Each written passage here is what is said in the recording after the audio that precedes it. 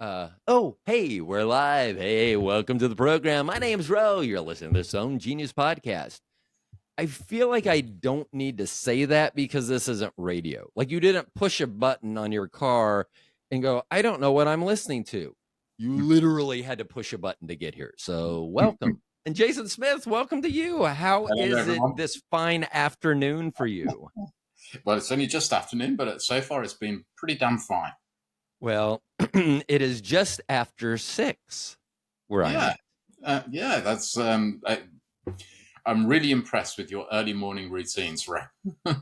It's weird because I used to be a person that I always said, as long as I slept past 9 a.m., I could go to bed at 9 p.m. I could go to bed at 6 a.m. It felt like as long as I slept past 9 a.m. in the morning, I was fine. I don't Right. think my body could reach 7, maybe 8. It's funny, If isn't it? And I it think that's is. one of the things that comes with age. You just end up, you know, getting up earlier. I mean, I on a Sunday I think, oh, I'll have a nice lie in the morning, and 6:30, I'm as awake as I always am. Yeah. Yeah. And that's how I was today. It was funny because I slept in the studio, which is a spare bedroom, but now the studio.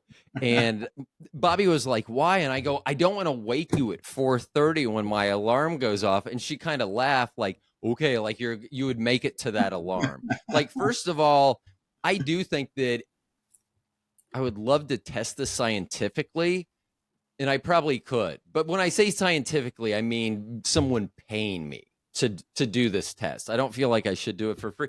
I feel like if I know what time I need to wake up, I'll wake up. I Yeah, think no, I just I think my body I feel very in tune with time. And that has to do from an old Roy Scheider movie called Blue Thunder. oh, I've seen So that. Yeah. you have the part in there, and I don't know why I remember this as a kid. He's like measuring time on his new digital watch because this was new back in 83, Yeah. 84.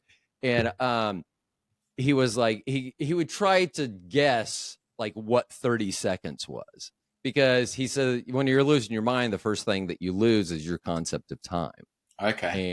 And that's always stuck with me. So but in the morning I just feel like this morning I was up, I think, before 4 our time. And I had my alarm set here to wake me up. And so, yes, I could have slept in bed with my wife instead of on the floor in the studio.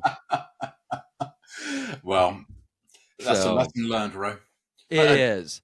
I'm just thinking Um, about your Blue Thunder analogy, because most of my clients, the people that I train face to face in person, they would say that I've got no track of time, particularly when I'm timing them for a for a particular exercise.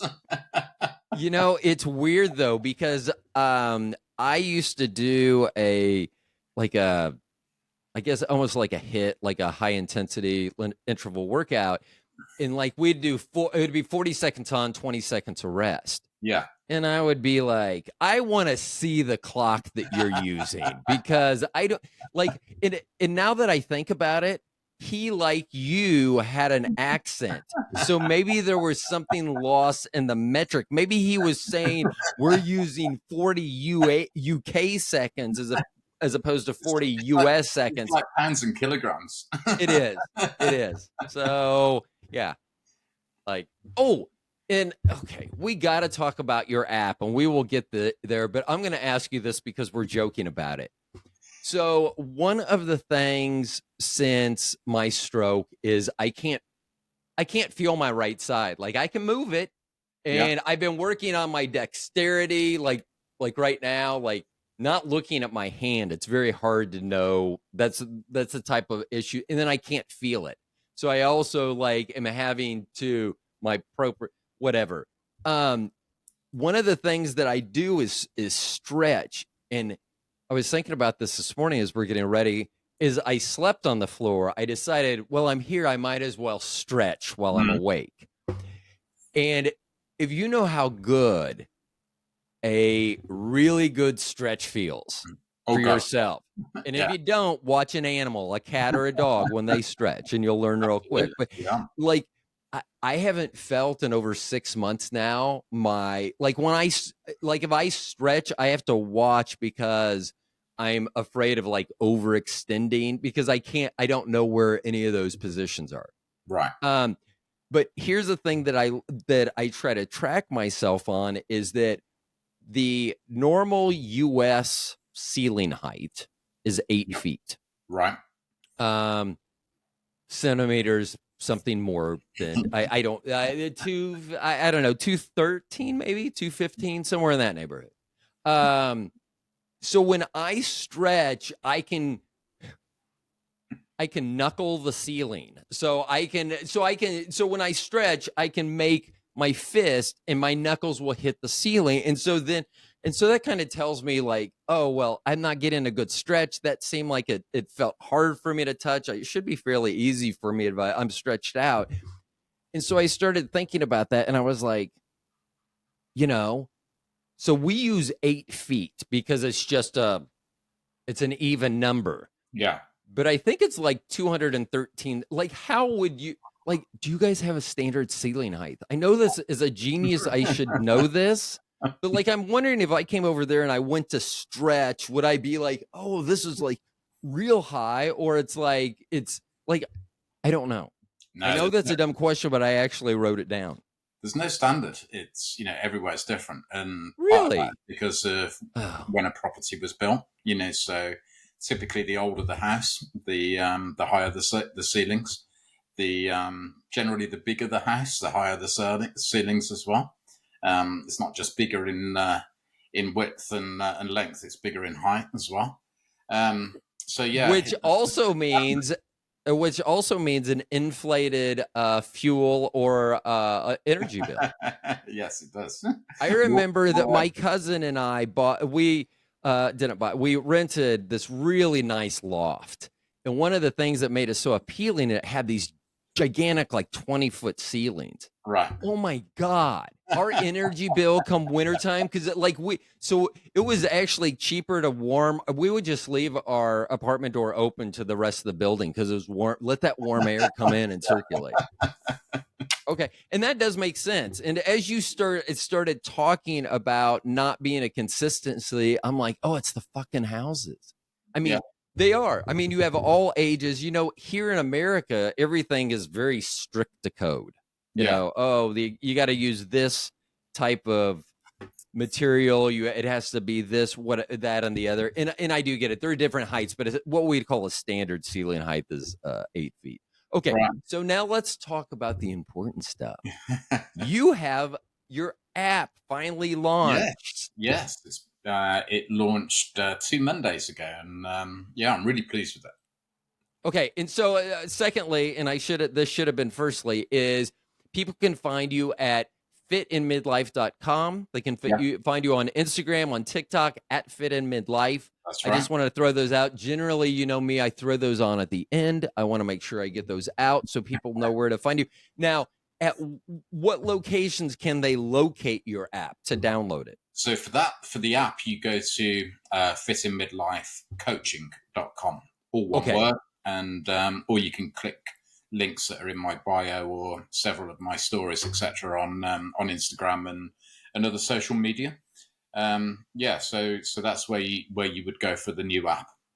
good, good. So, what has been the response from the general public? I guess this is what responses have you got from maybe clients or people that you've interacted that have been waiting for this app, and then Yeah. people that somehow found the app and found you and are brand new to the Jason Smith experience? Yeah, it's been really good. I mean, the app is an app, so there's a community within it where I will engage with people who have signed up. But the feedback so far has been really really good, and the important thing to say, which is why I think the feedback has been so good, is that whilst it's an app, you don't go onto the app and look through a series of different workouts and choose one that suits your mood for that particular day. You get a personalized workout that's programmed for you, which will include all of the things around progressive overload, etc. And the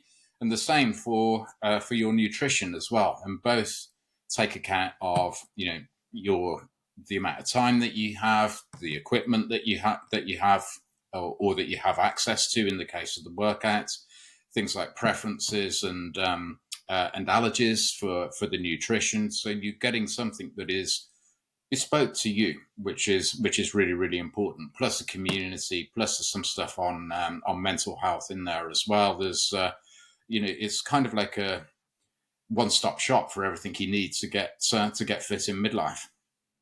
Yeah. And if you're looking to start your journey, or if you're like, how do I get to the next point? I can't stress enough how important community is. Now, I Gotcha. haven't always been on board with the community, because some of the communities I live in have been,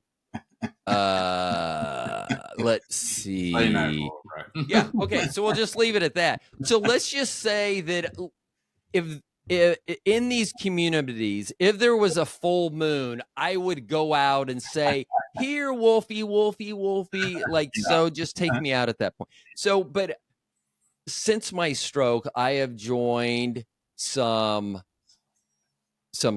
like stroke survivor groups. And first of all, I want to say that they are the app, the community, just like yours, becomes so vital. You get information from others that, oh, I never even thought to ask that question. Yeah. I didn't know to expect that. Oh, someone mentioned that. And this is a great one from stroke people, because we've probably heard it every day, but, oh, someone mentioned that sometime. And I'm just now, recalling it, or it clicking. And I also need to mention that finding the right community is important, because you want to make sure that everyone's like trying to move the community forward. Some of the stroke communities I have joined and since left, they were very, it seemed like it was all negative. Like they just wanted to post about the negative. It's like, I got a lot of negative I got to worry about. Let's talk about positive. So that's one thing that I love about your app, your website, how it's been in the past, the way you interact through Instagram and TikTok. But I've said this many times before, I get to meet you, Jason. So, and that was the best thing. Oh, hold on. This is another thing I wrote down at the end, and this still has nothing to do with your app. Am I the only Rodney in your life? You actually are, and Yes. ever have been, in fact. I was gonna edit it out. Like, I don't know enough about, like, I think I could do your voice. Like, if I needed to have edited that out, like if you would have said, no, I have like a whole bunch. So this is what it would have been like. Oh, Rodney, of course you're my only Rodney, and you always will be. Like, I don't know. I don't even think that was British. I think that was like a constipated Cary Grant. I'm hoping that was really bad, Ray, because if I sound like that, I'm going to elocution lessons. So I don't, and I will blame the stroke. I don't even remember what we were laughing at. Bobby and I were sitting on the couch and we were watching TV, and I think I was, oh, I do know what it was. I was trying to be Helen Mirren. Okay. And I thought I like was her vocal doppelganger. I really did. I was like, oh my gosh, really? I mean, I thought and Bobby just kept looking at me, and she's like, you don't sound anything. And so there was a lot of back and forth. There was a lot of laughter more on her part than there was on my part. But so, yeah, I think I do a very mean Helen Mirren. And I will tell you, that is not what you would think. It would get, like, you would think it would get me a lot further in life being able to do Helen Mirren. Oh, if only I could do Helen Mirren. Okay. I do believe there's a lot of people that think that she actually is the Queen after playing the Queen in the film The Queen, and so that you would certainly do you well over the phone. Well, you know what? Americans aren't that bright, and I'm like,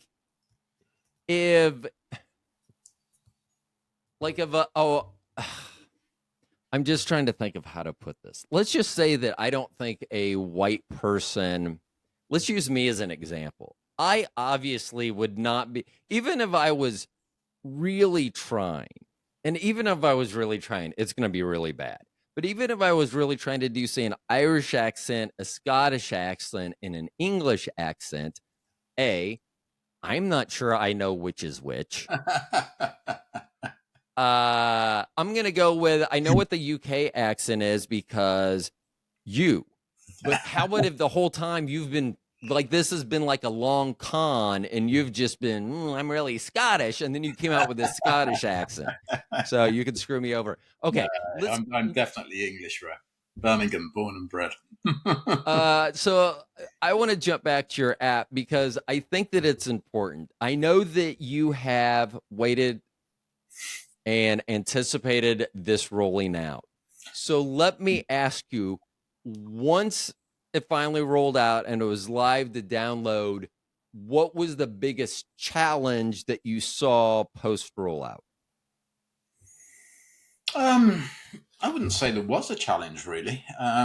I guess there was a lot of excitement for certain. Because it's not like I was waiting. I was working my backside off on it, frankly, and to make sure that it was designed right in the first place, and that I went through rigorous testing, etc., before setting it live. But you kind of know what it's like when you reach one goal. You kind of think, well, what's next? And so where my mind is now is how can I make the app even better? So those are the kind of things that I'm thinking about because it will be an iterative process, and it will keep getting better and better as time goes on.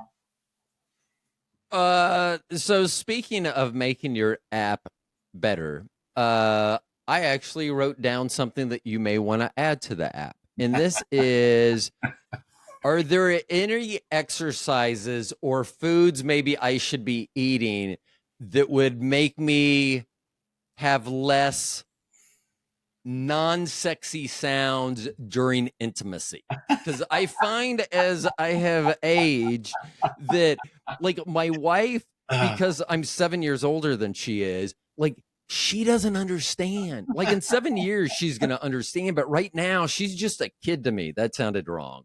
That sounded really wrong. But like she's 7 years younger than me, and we don't make the like she's still like all about the sexy sounds. And I would love to be all about the sexy sounds, but there's a lot of ow or that's a cramp or so if you're thinking about expanding the app, if there could be some sort of stretch regimen, maybe some light lifting dumbbell work or something. So I don't know. Mobility for better sex sounds. Yes. Yes. I mean, I think that and I'm telling you that should be like a premium paid subscription with your app. Like don't be giving that shit away free because a lot of it I'm not the only one. Like I feel like I'm in fairly good shape, says the guy that just had a stroke and is having his second knee replacement at 57. I don't think I'm quite as good a health as I thought I was. Like originally, like so yeah. Well, I So think that's true of everybody, regardless of how healthy they actually are. In comparison and relative to the kind of norms of society. And I went and had a full health and well-being check about 2 months ago now, and how that much did that cost you? well, they wanted Oh, to work with you me. probably did like extra stuff. So like if you did a normal screening though, probably nothing like Uh, yearly health screenings or so I did a deal with them because they wanted to work with me, but the starting price is, if I remember correctly, in pounds sterling, £120. so like $1 million. Like I don't know. I'm just That's like I know what our I know what our medical system is like and what the call. So here, I just want to throw this out there for anyone that doesn't believe. I don't understand why the USA is the only country that doesn't have universal health care. So last year, so we have in the United States what's called an out of pocket max for okay. most people that have insurance, meaning that it's a fairly high number, but they're like, if you exceed this number and what you had to pay out of pocket for hospital visits or doctor visits or x-rays or all the stuff that you probably are not used to paying for, um, there's a max. So we about met that max last year, like in the first, I think, 4 months of the year. And then we switched. So we had paid like 16,000 in 4 months. Wow. Yeah, I'm going to tell you, we don't make the type of money that we could pay 150% for income tax, and it wouldn't amount to that much. I mean, it was but then we changed insurance carriers. Plan we needed to. We need to pay that again. Yeah. And then because I had my stroke at the end of the year, I'm still having bills at the beginning of the year. So then we're paying that. So we have basically paid an out-of-pocket max for our plan, and I think it's $16,600. I Right. have no idea what that is in sterling pounds. Like Yeah. $1 million, I think. Yeah. I don't know. Yeah. And so we basically paid almost $50,000 in out-of-pocket expenses in the last like 18 months now. Yeah. So, yeah. But that, that's really important, isn't it? Because, in England, my big problem with the healthcare system isn't, it's great that we do have universal healthcare and, anybody can get it. And they're not facing huge bills as a result of getting care and attention. Sometimes you have to wait, a pretty long time unless you're in a real state of emergency. But, other than that, it works really, really well. But my big problem with it is that everything is focused on dealing with the symptoms. It's not about how to prevent things. There's nothing really, within our health system and our health service that encourages people to.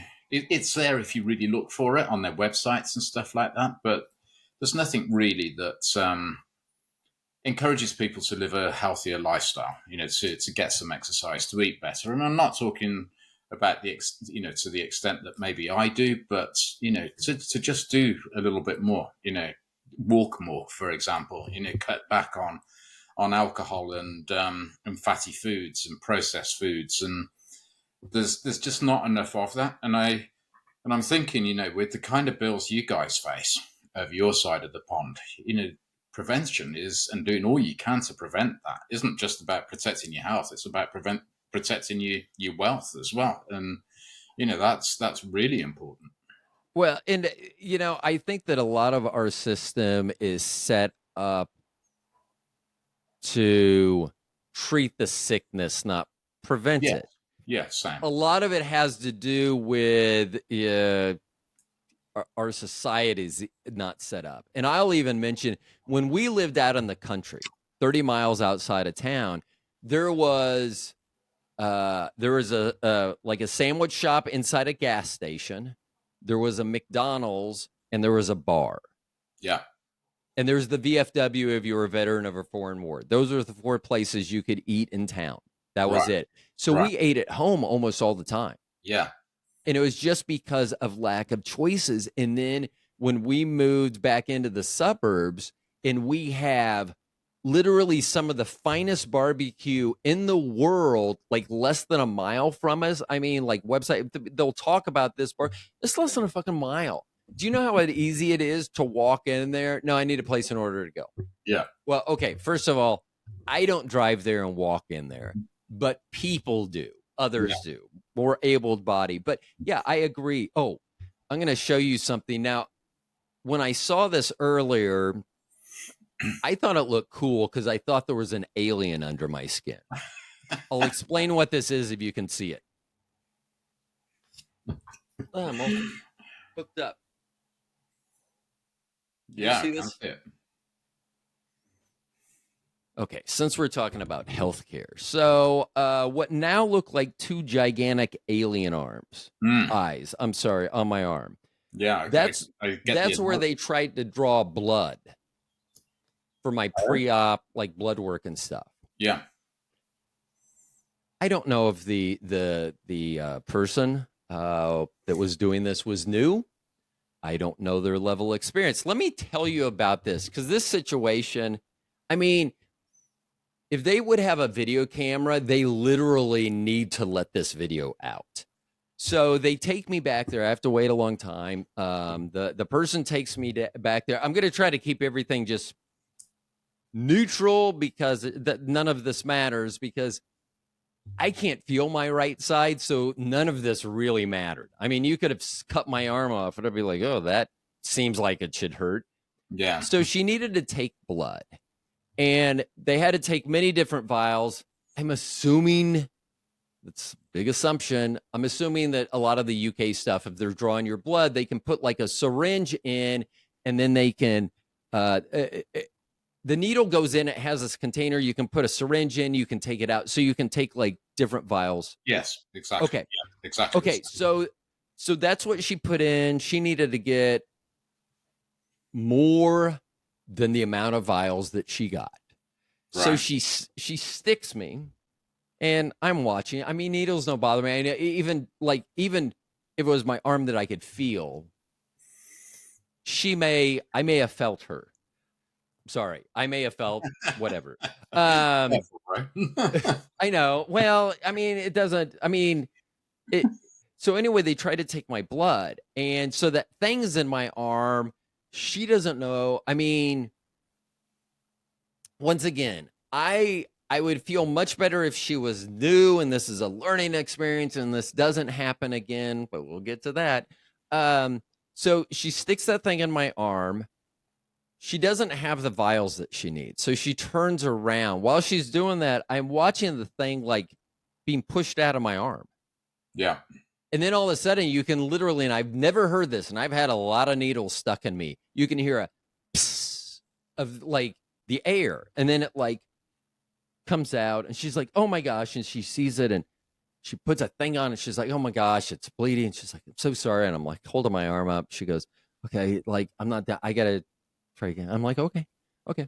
Oh, and I learned a new rule, at least of this hospital, or at least for this nurse, thank God. So she does it again. She sticks it in my arm again, and some reason still doesn't have what she needs in front of her. So she fills a vial, she takes it out, she turns around, the vial comes out again. I see it, psst, I hear it, and there's a little blood. It was funny because each time my pulse went, you get just a little blood, because you can even, like, these are supposed to be hypodermic needles. I should not have big holes where these were in my arm, but they had to wiggle their way out. So it's on there, and I mean, it came out. And so I have a little blood. It's just on my arm and where my arm's resting. Not great, but not bad. And I was like, oh, well, it's a good thing you haven't taken the tourniquet off. So while this whole thing is going on, because I can't feel this fucking arm, she's had a tourniquet on my arm. Right. So what does she do? Instead of cover this first, she just goes, oh, takes the tourniquet off. So tourniquets restrict blood flow. And I had already mentioned that there was a little blood. It was kind of cute. Like every time my pulse would go, and I have a slow heart rate anyway, it's like 50. And so like, but it'd be like, and you would see it like, oh, that's like a non-graphic gunshot wound or something like that. Well, then she took the tourniquet off. So I have some jeans that are being laundered right now because I have a pant leg covered in blood. Yeah.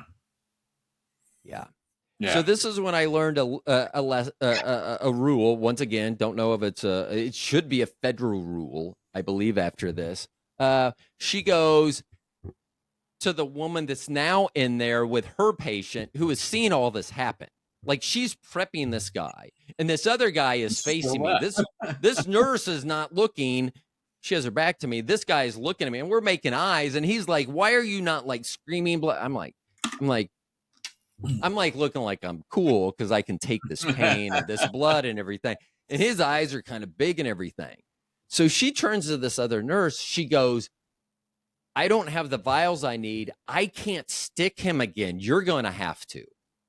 So evidently they had a rule that if this happened twice, which makes it sound like it's happened before, that if it happens twice, that they need to switch Right, nurses, that she right, can't try again right.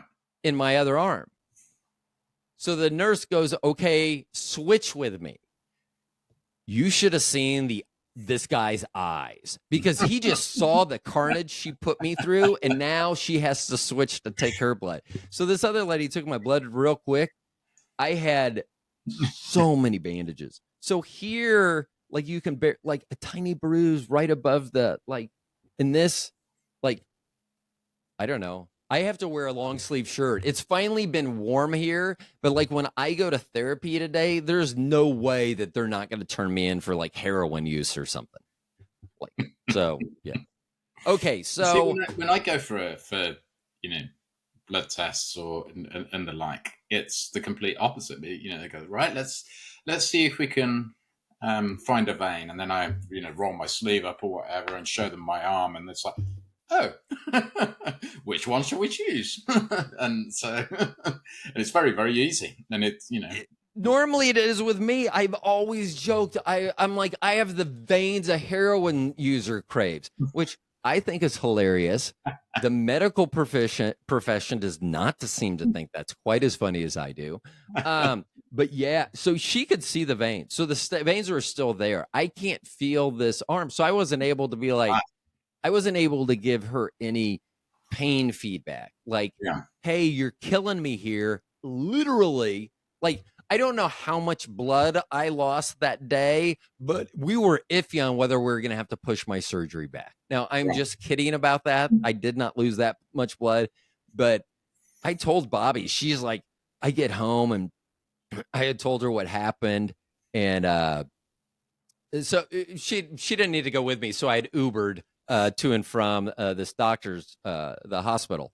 And so when I told her everything that had happened, like, I had to cover myself up to get in an Uber. You walk out of a hospital covered with blood, that person's thinking that there's going to be wee woo, wee woo, wee Yeah, woo. yeah, And I did the siren that way just for you, Jason, yeah. Thank because you. we do not More have French in sirens that this. sound like that. It's very French. Yeah. You've Oh, you won't be watching too many Jason Bourne films. no, I'm telling you, it's the French love of the bidet. Every French movie I watch, there's a bidet in it. You know what's in an English movie? Dirty bums. That's what, and in it, nobody likes a dirty bum. Okay, let's get back to your app real quick. And I keep circling back to this. So it'd be great if I just stayed on target, but that's not me. Um, so I asked what your biggest challenge was. What has been post release? Because I know that you did a lot of testing, you did a lot of beta testing. So you're the type of person I've learned you look at the situation from all angles. You don't just charge forward, because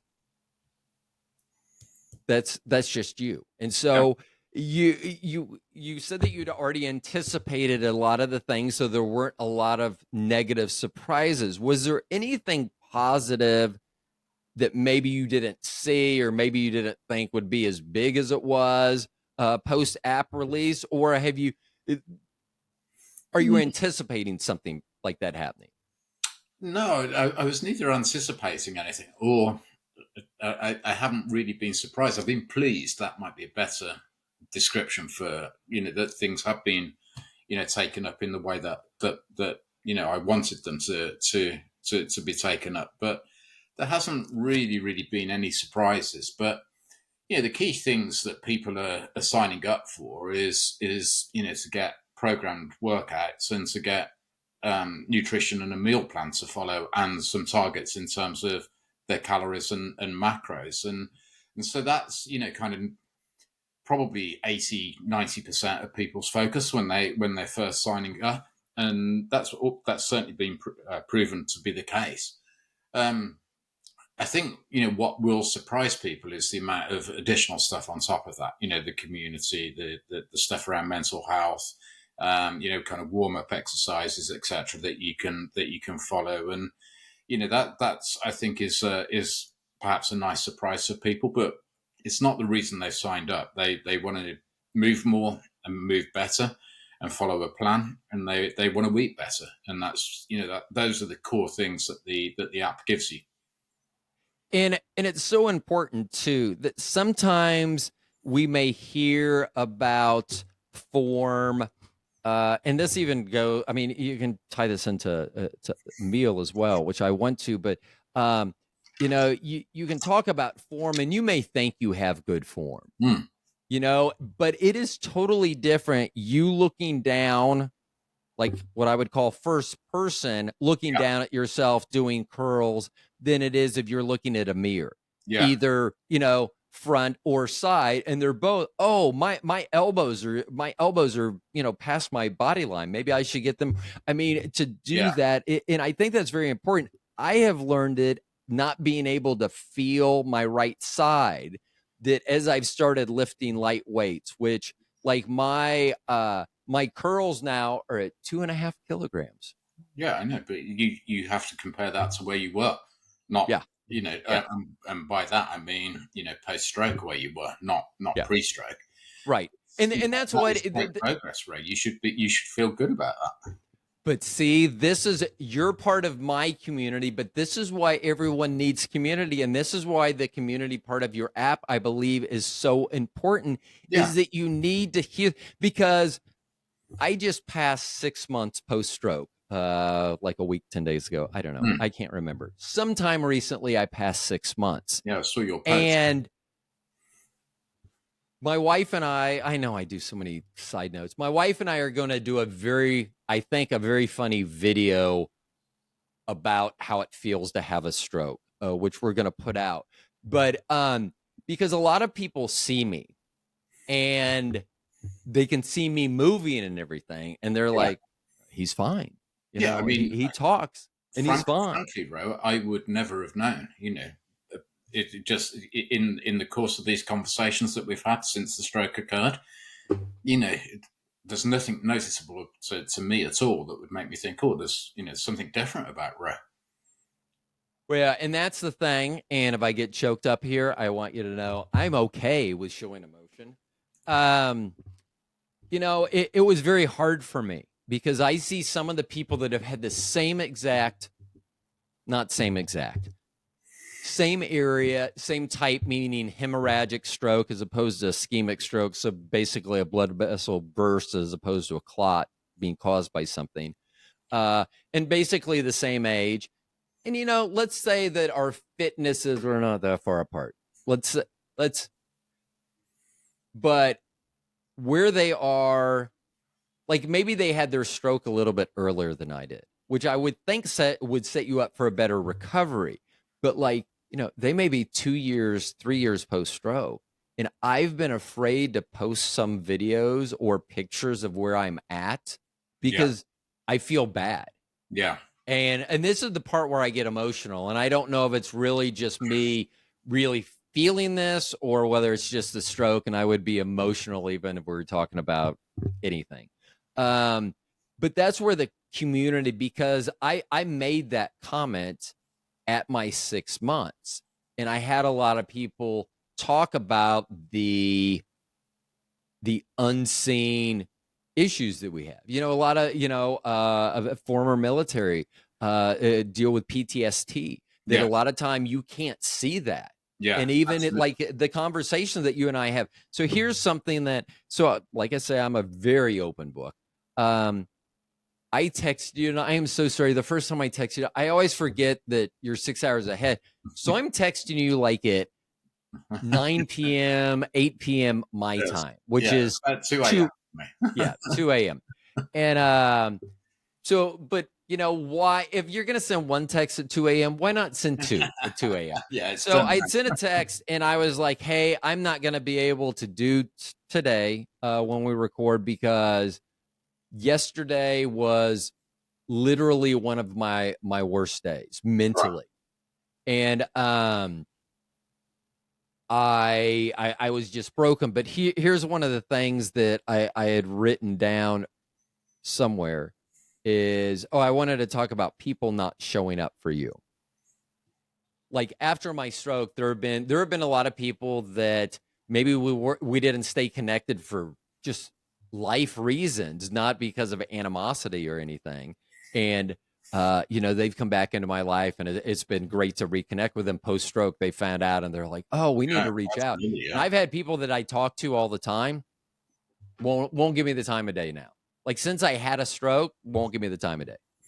Like, they're and one of them, not the few that are really close, but one of them has said, quite frankly, said, the fact that you're in better fitness than I am at the same age and you had a stroke scares the shit out of me. Mm.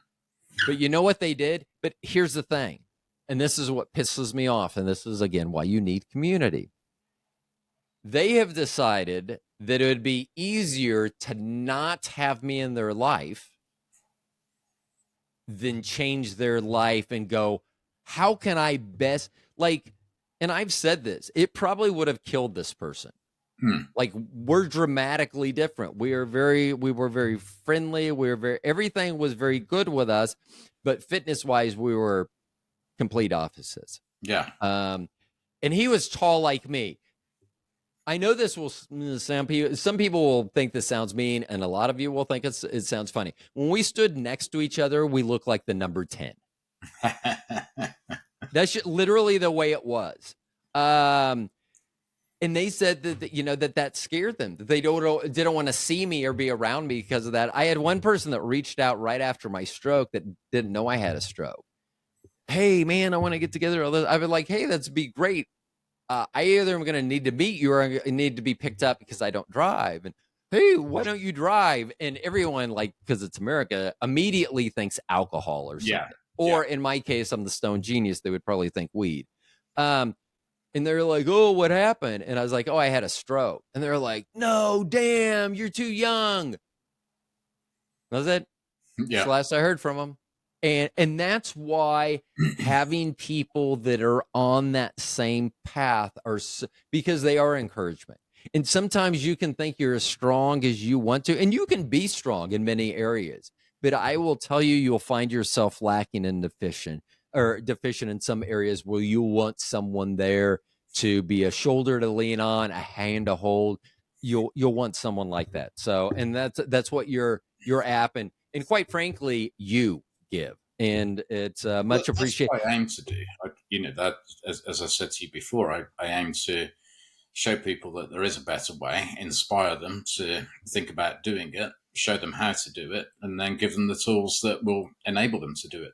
That's my goal, and the whole reason for that is that I know the light and day difference, or the night and day difference between where I was and where I am now, and I want other people to feel the same thing. But I just wanted to say a couple of things on what you've just covered, Ray. So, firstly, when you were talking about feeling maybe a little bit embarrassed or bad because your progress has been pretty good, etc., and whether you should therefore talk about your progress. My response to that would be absolutely yes, because people need hope.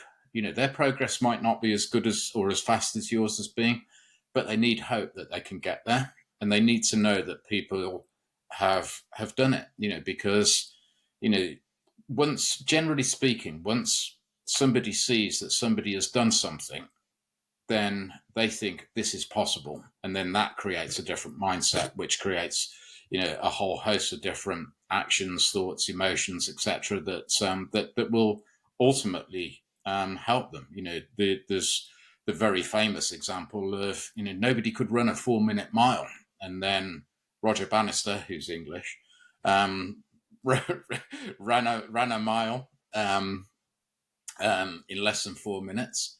And within hold on. I'm just going to point out that he ran a mile, not so many kilometers. That he broke. Everyone was trying to break the 4-minute mile, which the mile is an English measurement, imperial measurement. So go ahead with your story. I'm sorry. But within 2 weeks, I think it was something like 15 other people had done it, because somebody had proven that it was possible. Everybody thought it was impossible up until that point. But and you're a light for people. They might be in a darker place than you. They might be struggling more than you, and their recovery might not be as fast as yours, but you have proven that you can do it. And that gives people hope. It gives people inspiration, and it will help them. It really will help them ultimately. But the other thing that I just wanted to mention was, what you were saying about some of your friends kind of, disappearing into the ether since they found out about the stroke. That's just the way some people are. I said earlier, most things are driven by fear, and that is driven by fear. And the fear is that something like that may happen to them. And if they look at you in your state of fitness, which they will be aware of, with the physique that you have, you have a healthy body, they're going to be scared shitless, frankly, that something like that could happen to them, and the outcome might not be as good as it was for you. And people are really weird sometimes in terms of how they deal with that fear, because sometimes it's kind of like the ostrich sticking their head in the sand. They'd just rather pretend everything's okay and not know about it, rather than actually take some positive action to do better. And there's nothing that you can do about that. There's nothing that I can do about that. It's just people's choice. And if it means that, the way of protecting themselves from that fear is to not see you, not to talk to you, whatever, then unfortunately you have to just accept that, because there's nothing you can do to change it. Yeah. Yeah. And I wouldn't say, what baffles me is I'm indifferent. I mean, there are some people, like if you were like, hey, Ro, you and I can't talk anymore, I'd be like, oh, that sucks. I mean, I would deal with it. And some people you're just like, oh, okay. And sorry, I'm not, that's just not my personality to think a lot. But what I do think about is less about like, oh, I miss them, I miss talking to them or what. I'm like, I wonder if they've made that change. Like, I wonder if they've started, like, well, I guess this is what I need to say to you. As you were talking about Roger Bannister breaking the American measured mile, Imperial comes from the British Empire. Whatever. It was a mile. That's of course. but I'm going to kind of say that you're like Roger Bannister, not in just the fact that he's British. And I know that you go running, so you guys have that in common too. But so you need someone that, because you said, how many was it? 14? I think 14. It's 14. I can't remember the actual. Like 14 in 2 weeks. That's like one person a day or whatever, yeah, exactly. or whatever. Even if it was 2 people in a year, someone proved that it could be done, then others can do it.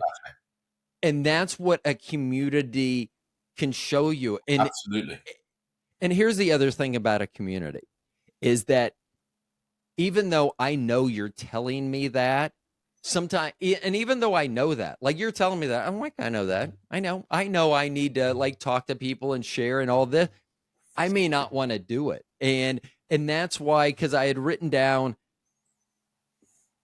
before, like I probably at some point yesterday, but I put people not showing up for me now. And that's what I had written down. Yeah. Not that I care, but then when I was like, I'm going to cancel for tomorrow because I just didn't feel into it. Well, you know what? This is life. Sometimes you just don't feel like it. Yeah. Now, I am going to try to edit my a video. I took a video. So a couple days ago, I was going to lift weights, and the circuit that I started doing that with my physical therapist and stuff, I'm using very light weights, but I am getting back into some weights and things like that. Like I said, I'm doing 2.5 kilograms, or just over 5 pounds, 5.5 pounds, I think it is.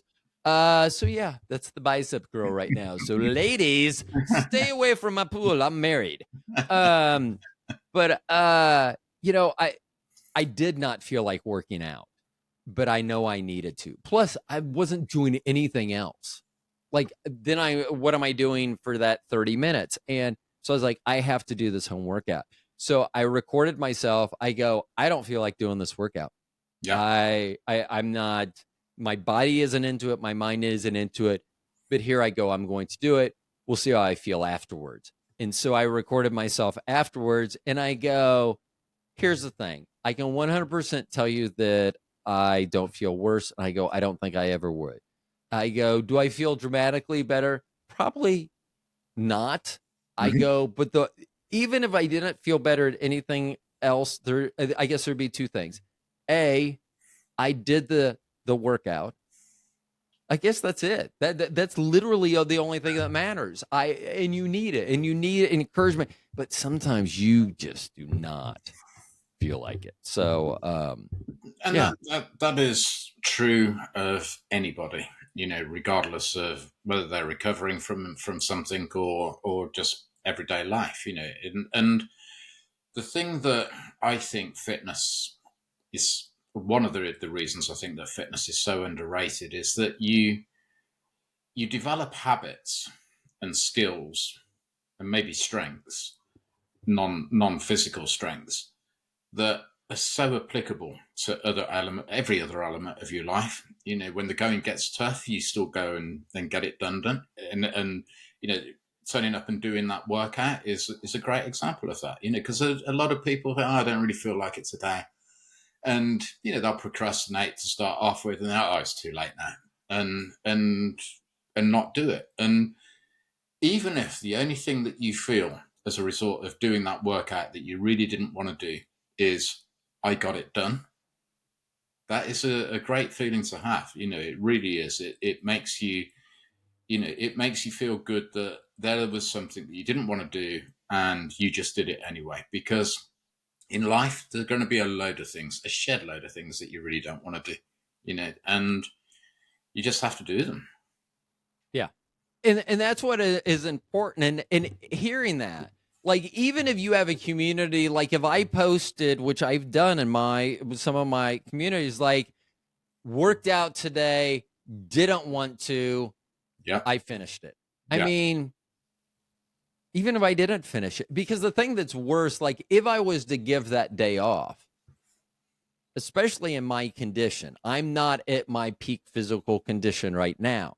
So at my condition, that day off seems like a week off. I Yeah. mean, it just feels like it sets me back. I Yeah. don't want to be set back. I Sure. mean, if anything, let's hold the line by doing this workout. Maybe even if and I forget which workout I was doing. I think it was not involving legs. Although Surprise, surprise. I'm sure post knee replacement here in a couple weeks, I'm going to have a lot of leg work that I'm going to have to do. So I will make sure that I Make sure tag you you, and film that, Ro. I will, because no one will believe it. So, Absolutely. We need um, evidence. but uh, you just you need to know that others are on that same path, and that's why the community. I keep coming back to it, and I want to touch on a post that I have no mind. I don't know. You had made a post about a dad bod, a UK Oh yes, singer, yes, yes. Ollie, I think was their name or Yeah, something. Ollie Murs. He was well, he is a celebrity in the UK. I can't remember whether he won or finished runner up in the British version of what you would call American Idol, and he's been a lot of years ago now, but he's been a celebrity ever since. And yeah, he posted a picture of typical before and after. Here's me, before I started working out, and look at me now. And yeah, fair play to him. He looks absolutely ripped. He looks great. And the interesting thing to me as an American is it looked like he didn't look that far out of shape in the first picture. Like, I don't know how far the before and after were taken, and I don't know if like the after, because if I was to look at him, I would say something that you can maybe understand. A former footballer, professional footballer, who always was fit, and then Yeah, maybe post retirement hung out too much at the parties or so. I mean, he yeah, looked like he was fit in the first one. yeah, I mean, he just wasn't. And the second one, he was shredded. And there was a lot of negative comments because I think you also posted there was a headline from a newspaper or something Yes. about his dad bod. Yeah, so basically, this particular newspaper and some others um, asked women whether they preferred his before body or his after body, and apparently women preferred his before body. And so the headline was, "Bad luck, Ollie, but women prefer your cuddly dad bod," and went on to say in the article that he'd wasted his time doing what he's done. Now, there's two things that I want to say about that. One is that is generally not the reason why people want to get in shape and get fit. It's more to do with That's why they stay in shape and stay fit. it's generally not. It's generally driven by I want to feel better, and it could be driven. That could be because of some kind of health scare. For all we know, his doctor might have said, you got high cholesterol, you need to start, working out more. You got high blood pressure. Same kind of tonic for that too. There might be lots of different reasons, but it's rarely the case for a guy of that age, particularly if they're already in a relationship, to be working out because they want to attract more women or men, whatever their preferences. So that was a big problem for me. Just the assumption that people work out just to for the sole reason of being more attractive. That isn't the case at all. Of course, your body shape changes, and for many people, the new body shape will be much more attractive. So that's just it's a happy side effect rather than anything else. And I have said this before. So my wife, my my world stopped as soon as I saw her, and I've always said that. That being said, I've also said that when we walk into church or walk in anywhere, especially church, because a lot of times we show up early, but there are people that show up earlier than us. And when we walk in, first of all, she is 190, 86. Oh, I never do her math. She's 6'1". Right. We're going to use, and I'm 6'5". So we're noticed anyway because of our height. And I've always said, I like it when women look at me and then look at their man. And it's not about desiring me like sexually. It's about I can tell that they're I wear fitted suits. I still love wearing suits. You can tell when a guy is wearing a off the rack suit or a fitted suit. Nothing wrong with an off the rack suit. They fit differently than a fitted or bespoke suit. Yep, absolutely. Suit have you. And I do because, when people look at you, because there are a lot of people. Do you know who Carrot Top, the comedian, is? The name rings a bell, but I can't picture him or her. So it's Carrot Top. So if you Google, he's a comedian who does props, like all these props, and I'll speak a little bit about him, but he has this bright red Pippi Longstocking, orange tint hair, and wavy and everything. But then he got a residency in Las Vegas. So he was there performing every night. And I will tell you, I had seen Carrot Top before. He was funny, but I thought he was one of those guys because it was props. It'd be funny, short. Why would you go to a show? But we got free tickets. Chris Angel was sold out. So we decided that we were going to go. And it was hilarious. It was really funny. But he works out all the time. And I'm not going to say that he is unattractive, but once again, I said he looked like Pippi Longstocking. Do you know who Pippi Longstocking is? No. Okay, it was some reason hippie. Well, it was in the 70s. She was, once again, you can Google her.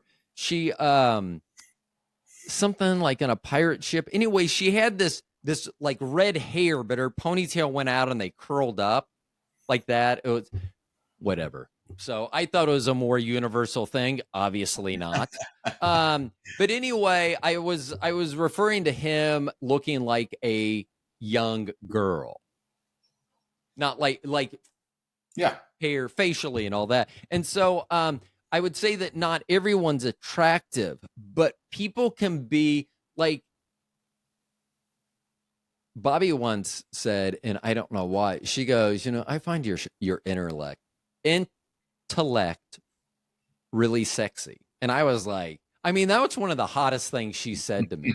Because I know I work out, and I know that I put in work to do that. And yes, that's for her. It's also for my health. But I do like the way she looks at me.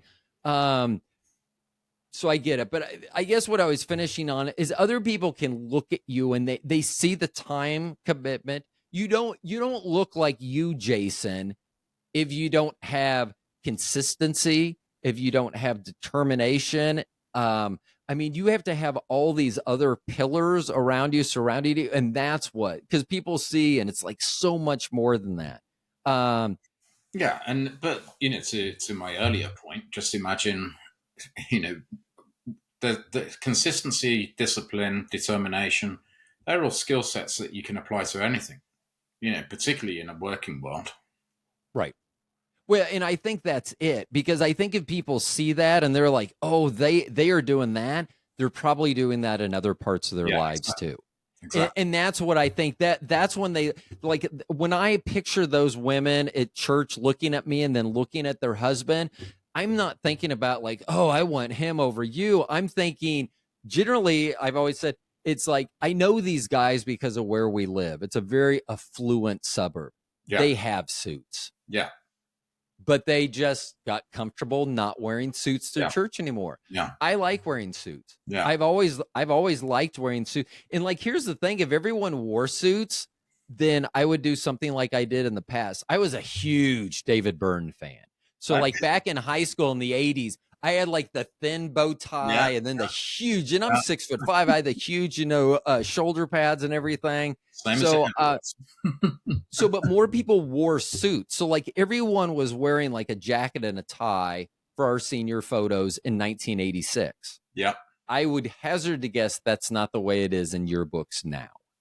Sure. So then the way I set myself apart is I wore bow ties and suspenders because no one was doing that. Yeah. But everyone had to wear a suit and jacket. I always had to be a little bit different than everyone else, because it also shows that It's good. you can do planning. Yeah. Like I want to cultivate this, and I'm going for something, and that is so important in the the workout world. I mean, having someone encourage you, be in that community.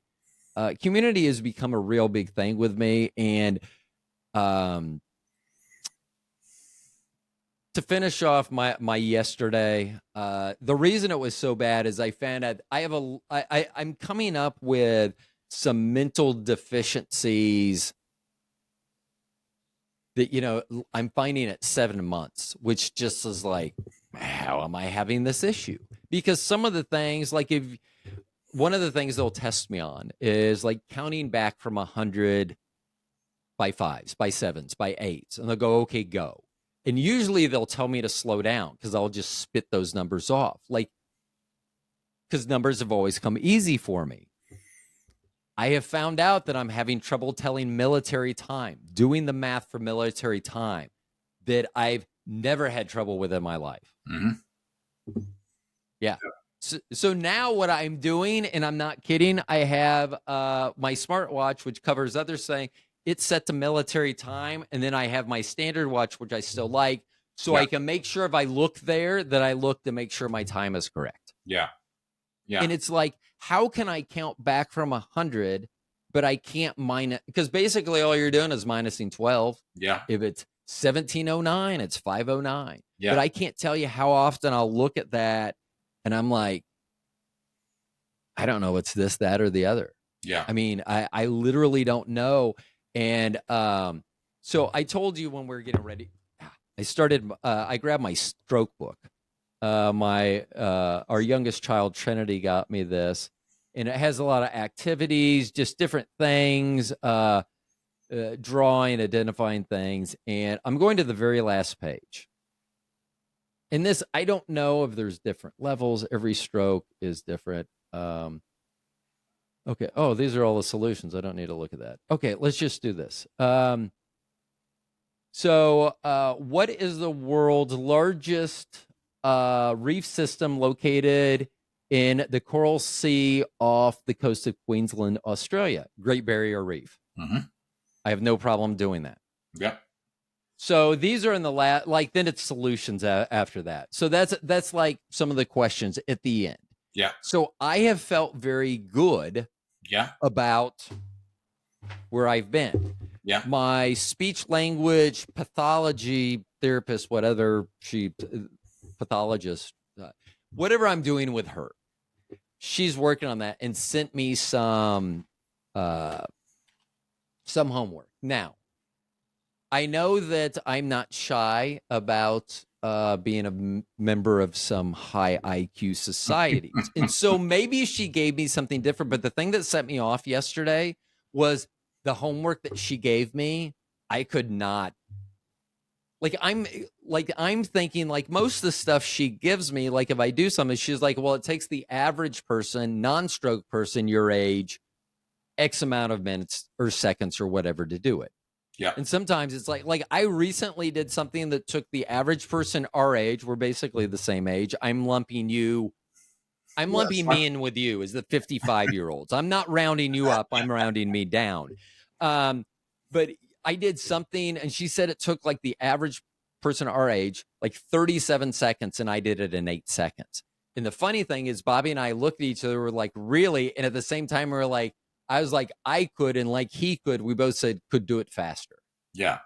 Like it wasn't like, and so then they see that. So I don't know if she challenged me, but the stuff that, like, I thought I was losing my mind. Like, I'm like, why are you sending this home with me? Because I was so upset yesterday. I mean, I was telling Bobby, I was like, if I have another stroke again, I do not want to come back because I do not, because I was like, if the average person can do this, because that's what I kept thinking. I'm like, how is the average IQ person able to do this when I can't do it? And I feel bad, but in my whole life, and this will also sound bad,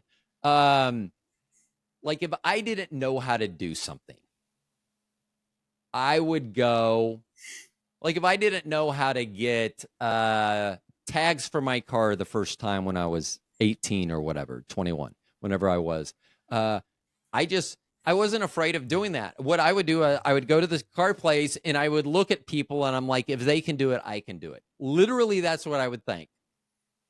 Yeah. And so yesterday I got so down because I'm like, because now it'd be like if I walked in and all these people could do it and I couldn't do it. And I was so sad. I mean, no one's going to listen to the Stoned podcast. Actually, they probably would listen to Judge. Like if I have to drop genius from the name of my podcast, I will not be happy. So I was very. Don't you think that, some of these things just come with time, and you've had a pretty serious event in your life. You've got to be kind on yourself. You really have, because everything that you've just told me shows what amazing progress that you're making. It's also interesting that you spent some time telling me how you couldn't convert what you call military time into normal time. We would call it 24-hour and 12-hour Right. clocks. But yeah, and then gave me a quick example of, I know 1709 is 509. So clearly you can convert time from one to the other. It's straight, because you did it with the snap of a finger. And, some of this stuff that you were given yesterday, one of the ways of thinking about it isn't to think it's a test, but it's a development. It's something to get you looking at something differently and to move you forward from where you are now. Not, so it's stretching you. That's what I do in a gym. Somebody's lifting let's say they were lifting 50 pounds on a bench press or something. I'm going to get them to go for 60. And they're going to go, oh, no, I can't do 60. It's going to be too heavy. And, and then sometimes I won't actually tell them that I've put some extra weight plates on the bar. And, I'll just be having a chat with them and whatever. And I'll get them to lift. And I say, by the way, you've just gone from 50 to 60. And that's the job of these people that are helping you is to challenge you. And that's all it is. You don't treat it as a sign of you are no longer a genius, because you absolutely are. And then you just take it that way. It's amazing that you told a story like that where you just added weights, because you'll find out sometimes you just need that from a person. Yeah. Like sometimes you just need someone, like, you probably know you can do it. Like I should have, in my instance, been in church looking at our church, looking at these people. I probably cannot tithe like they do. So when Bobby and I first got together, even though I grew up as a Christian and all that, I was very lucky that my parents would always give me money growing up to put in the offering plate. So it wasn't my money. Who cares? Give me 10 cents. Actually, if you gave me $10, it's not going in the offering plate. That's going in my pocket. So when we first got married, I was not tithing at all. I didn't give anything to the church, even though I went to the church every Sunday. That's where I was. When Bobby and I got together, she was very religious. I mean, as evidenced by our one night stand that worked out so well. But I know, right? I'm saying it wasn't a one night stand. Well, we're just bad at one night stands. Was the problem we found out? On the floor of the spare bedroom, so maybe I was, but see, that is because I love my wife so much, and I try to do things to show her my love. And like, this was probably a positive, me sleeping down here. I will tell you what wasn't a positive. A few weeks ago, we're sleeping. The ceiling fan was off, but I was hot, and so I wanted to turn the ceiling fan on. So I went over there and I was like, shit, I ain't no dummy. I remembered if you turn the ceiling fan on, it could turn, if the light's on too, it could turn the light on. I do not want to wake my wife up. So there I'm like leaning. I'm trying to get the switch. Can I pull? I mean, I'm 6'5". I'm thinking I can do this. And I obviously can't. I mean, balance issues I have. So I'm like, I probably shouldn't do this. So once again, I want to tell everyone that it was my choice to sleep down here in the bedroom. I mean, in the studio last night. So I did not wake my wife because I love her so much. I just want everyone to remember that before I go on with this current story. So I decide, I'm like, I'm hot and I'm not going to be hot. I could go down to the studio and sleep, but no, I want the ceiling fan. And I decided this ceiling fan is coming on, but once again, I can't do it myself. So I decide, how do I show my wife I love her? I don't want to wake her up. I know what I'm going to do. So I went to my side of the bed and I grabbed the pillow. And then I went to her side of the bed and I took the pillow. And what I was going to do was going to place it gently on her face so that I could go over and turn the fan on, because then if the light's on, boom. So I will tell you this, that no matter how long you've been with your spouse, no matter how much you try to use your stroke as an excuse, putting a pillow over your spouse's face in the middle of the night while they're asleep, sure, maybe once in a while, put a pillow over my face, it's fun. In this case, she was not expecting it. So waking up to her husband,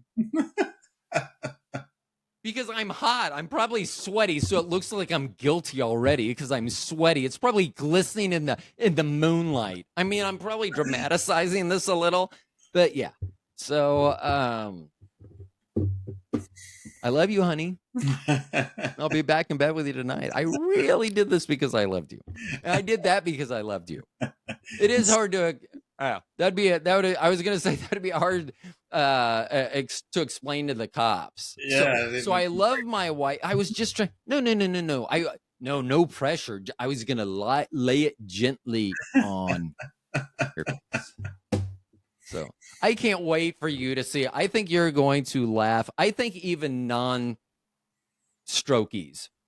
as we'll call you, will enjoy this video that Bobby and I are putting out. Have you seen those videos like tell me you're something without saying it? Oh Or yes. tell me I have a clingy dog. So I'm going to do something about tell me what having a stroke is like with something about unforeseen. So anyway, my wife is going to help me demonstrate to people what is it actually like to be a human being who can't control one of their hands. Yeah. So I think it'll be very funny. Oh, hold on. I want to go back to, I was going to say Lizzo, but I meant Ollie.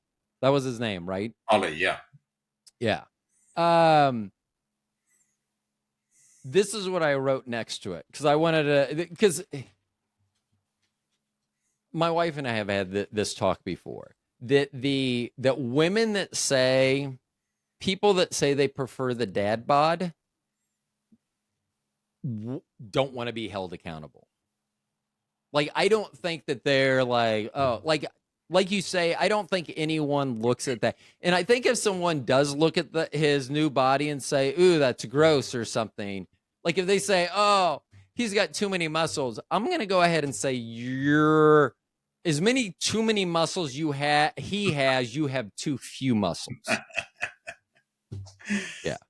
Good But response. this is what I wrote. Do you know who Lizzo the singer is? No. Who are all You these don't? people? Oh my gosh. Well, to be fair, I have been told that I have that my playlist at the pool is that of a 15-year-old black girl. Okay, well, there you go. So if you're trying to nail down the genre, just Yeah. Google what would a 15-year-old black girl play on the radio, and there you have it. That's me. Cool. So Lizzo is a singer that was a full size, Okay. very full size. And she flaunted it. She'd wear lingerie when she'd get on her private jets and things. And she put out some good music. And all of her music was about, fuck you, I don't give a care. I don't give a shit. Like Yeah. this is, and I am, yes.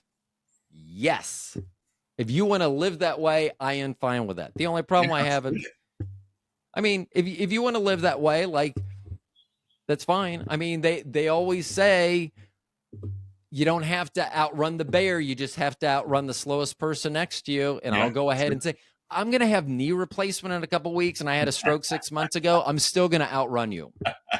Some people. But she was always into the very positive body positivity. Yeah. I'm fine with that. Well, she's had a change of heart now. So she's lost a lot of weight. And Okay. here's the thing that I don't particularly like. Because now she doesn't want to talk about it. It's my body, leave me alone. I don't want to talk about it. That's fine. But the one comment that I made after her dramatic weight loss and what we were talking about, because this had to do with Ollie. I had written this to Ollie. When it said women prefer the dad bod. I just said, is Lizzo fucking the same guys as she did as before?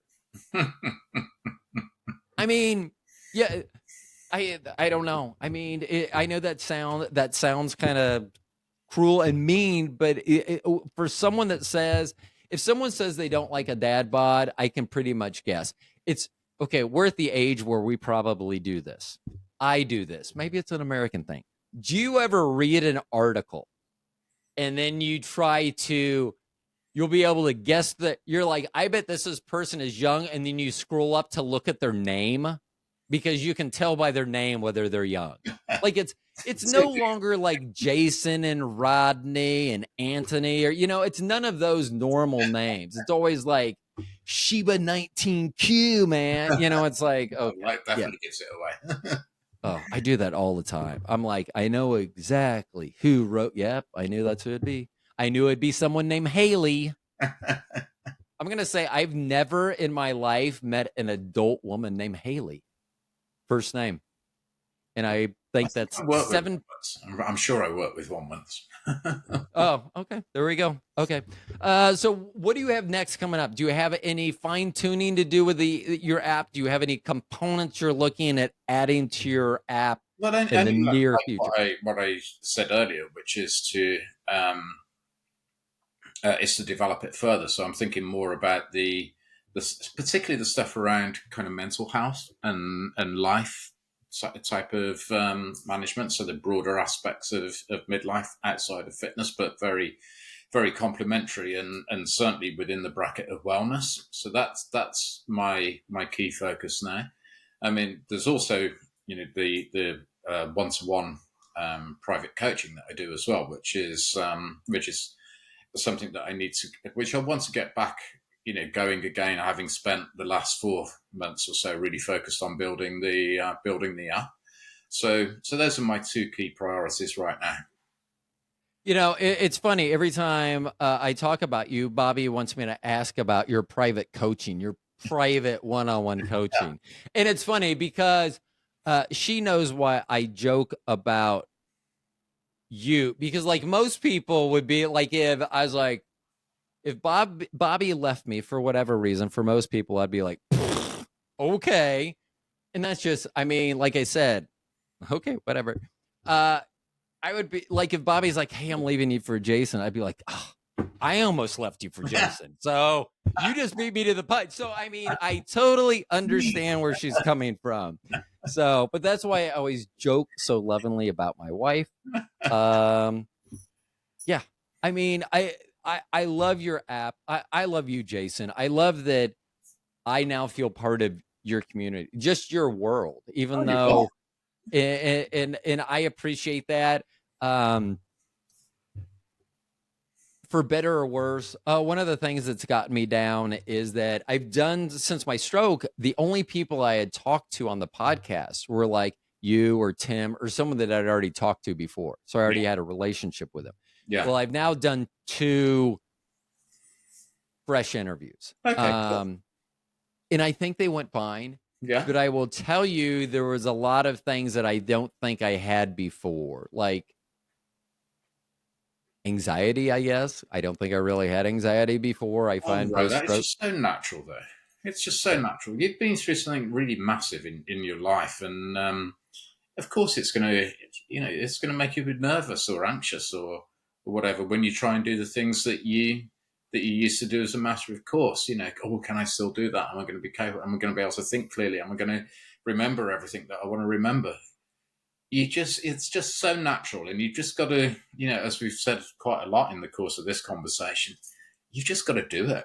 You just got to do it. It's the only way that you're going to, break through that fear and keep making progress, the great progress that you're making. Yeah. And it's weird too. I mean, I get setbacks like yesterday. I was just devastated. I mean, and then I have found a new thing too, that when something's going on, like if I'm trying to use my mind, it'll literally start to shut down. Like then like sounds will like, oh, I can't even think because of sounds, and I'll have to, yeah, it's a whole new world. But I will tell you this, that while my fitness community is non-existent here, I've always done home workouts. We've had like our church community, and I've had friends, both current and past, that have come out to me. Um, but that community is so important, and I think that that's going to be an integral is and will continue to be an integral part of your app, is that community, that Yeah, totally. people can encourage each other, because then it's not just about the encouragement of, like, one of the problems that I have right now is meal prep. Like, I have all the time in the world to do meal prep, and I never do it. Like, and I feel bad. Like, if I don't have the dinner ready for my wife when she gets home, like, I feel bad because I wasn't doing I was doing other things throughout the day, but I could have made it where I had enough time to fix whatever needed to be fixed. It wasn't too hot for me to touch. Um, but sometimes you just need people. And as we finish up, because I get a long Friday of therapy because my Yes. day is just starting. Um, I want to say thank you for being part of my community. Is yesterday yesterday when I didn't think I was going to be able to talk today, that I just wouldn't be in a mind frame to do that. I knew how important it was. And that's what community can do. You can Yes. be held accountable to them. I'm accountable. You know what? You made time for me. Yes. Could you have, if you and I didn't talk, could you be doing other things? It's the middle of the day for you Hmm. on Friday. So yes, you could totally be doing other things, but you made time for me. And like, and you even said you're always so gracious. Hey, if you want to talk, let's talk. If you don't, I totally understand. And you've been like that. But that's what community's all about. And you know, when you find that, you'll find that you want more of it. You Yeah. really do. It's not that they just want to talk to you, Jason. Oh, what do you eat, Jason? Oh, okay. What do you, Haley? I'm assuming that's an adult woman's name in the UK. But you know, you find these other people, because, and that's why I joined the societies that I joined. That I'm going to end on this because this is weird. So I jump back on the International High Q Society portal, and there's someone that we communicate every once in a while. His name's Vince, and so I said something about, hey, I'm kind of back, you know, for my stroke, blah, blah, yada, yada. And he goes, I told you 9 months ago, if you watched that video, you would have a stroke. And he sent me a link, a screenshot and a link from a post he had made to the High IQ Society's portal 9 months in advance. And I said, I don't want to watch this video. I'm afraid it will make me dumber. His response was, only watch the 11-minute mark for 30 seconds. If you watch more than that, you're going to have a stroke. I watched the whole video. And the weird thing is, 9 months later, he remembered that post and that I had a stroke. And I'm just like, because he makes a lot of posts. Like, Yeah. I always say this, I barely got in to the High IQ Society. Vince is like, I don't know what, I would say 150 plus on him.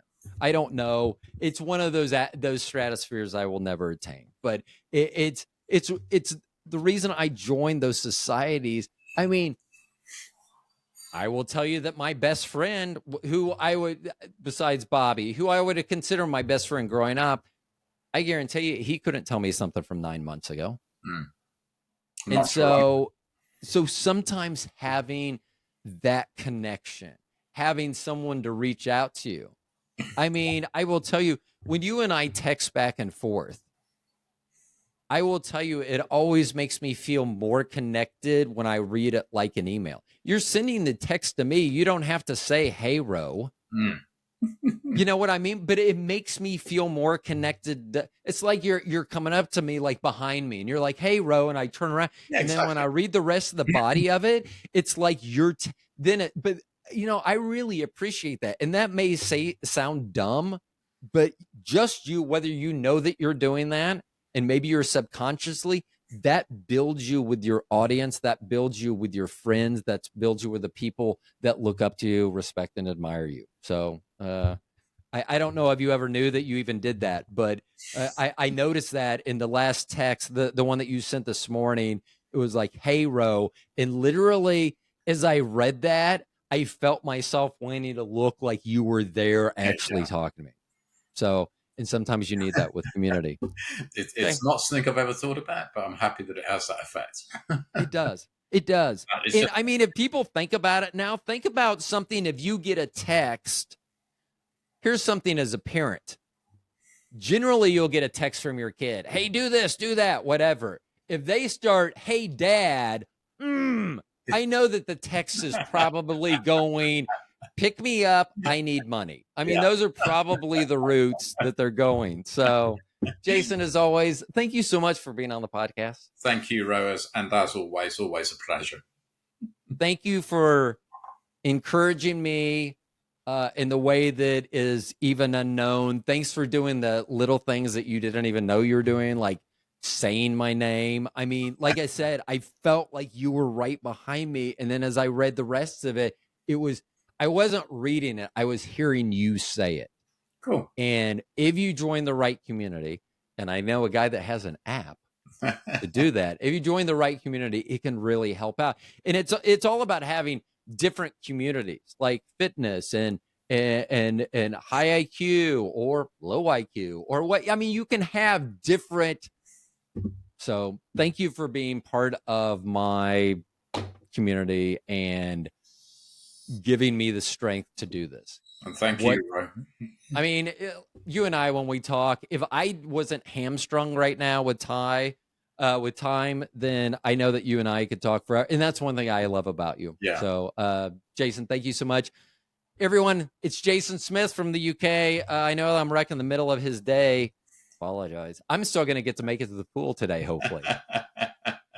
You can find him. You can find his app, and it was Fit in Midlife Coaching.com. So all one word, or fitinmidlifecoaching.com. Yeah. You can find him on Instagram and TikTok at Fit in Midlife. Jason, thank you so much. Thank you, Ro. You're welcome. Everyone, you've been listening to the Stone Genius Podcast. We'll talk to you later. Bye.